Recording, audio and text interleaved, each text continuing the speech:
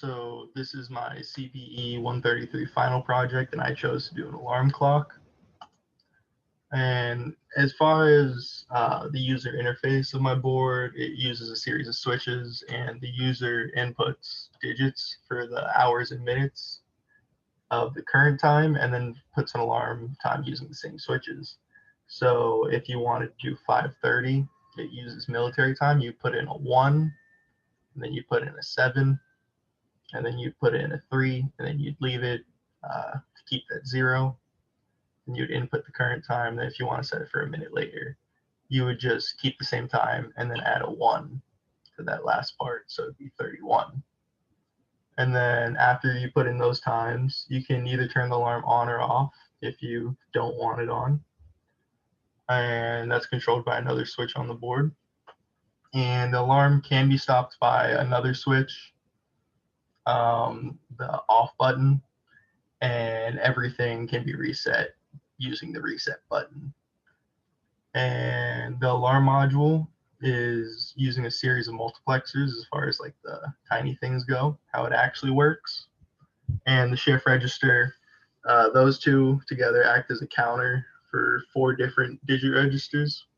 And then they combine into one number, and that one number is decoded by the 7-seg module. Then after that, it's displayed on the board finally. And then design of the top level module and submodules. For my submodules, I had alarm and 7-seg. So getting into top level, my inputs are alarm, CLK, CLR, snooze, which I didn't get working, but the overall project works, and I get more into that later. Hour and 1, because you only need to display 0 or 1 for that first hour slot. And you need to be able to go 0 to 9 for hour in 2, in 1, min in 1, and min in 2. So those all have 4 bits. Then LD time, LD alarm, stop, and on are just the other single bit inputs. And then the 7-seg is an output, and AN has 4 bits, DP is a single bit, and the alarm itself is a single bit. And then as far as the alarm goes, you have single bits in reset, CLK, and snooze inputs. And then other inputs include the same time as top level diagram for the same reason. And yeah, LD time still there, LD alarm, stop, and on all play a part in the alarm. And then that outputs the alarm bit, and then the times out just to actually display what they are and the result.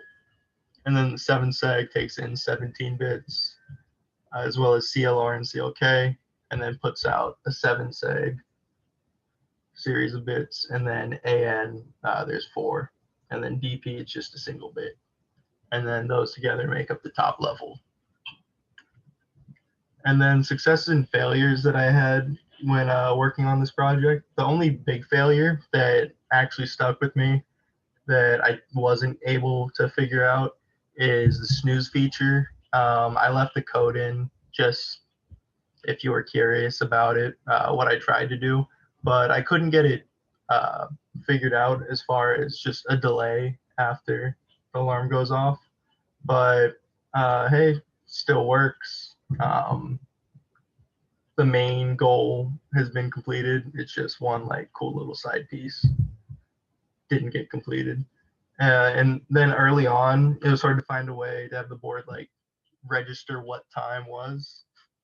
And I was helped by the videos that were posted on Canvas. And the videos showed me everything I needed to be able to figure out the project on my own after that. And then here's my demonstration of the video working. So here is my demo for the alarm clock. So this goes off military time. So let's get the time of the PM. So first one was 17. So the first hour is that. And then we all 3 of these up to get 7. And then we'll tabs.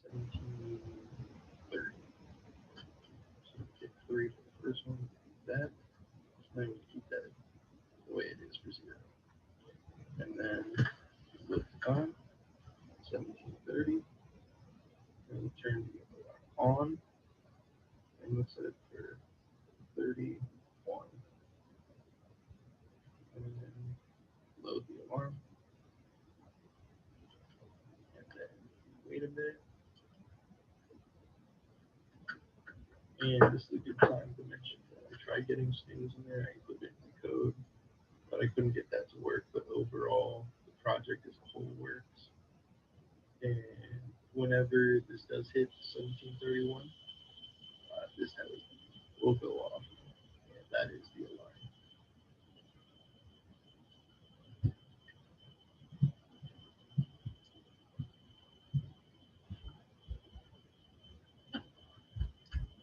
And this does have an internal time system, so this will continue ticking after, and it will eventually be 1732, 33, 1731, and the LED is on. This works, and then turn off. Stop with the middle button, and that turns it off. And then you could load another alarm if you wanted, or you could just change the time if you want 7:30. Reset that, and that's it.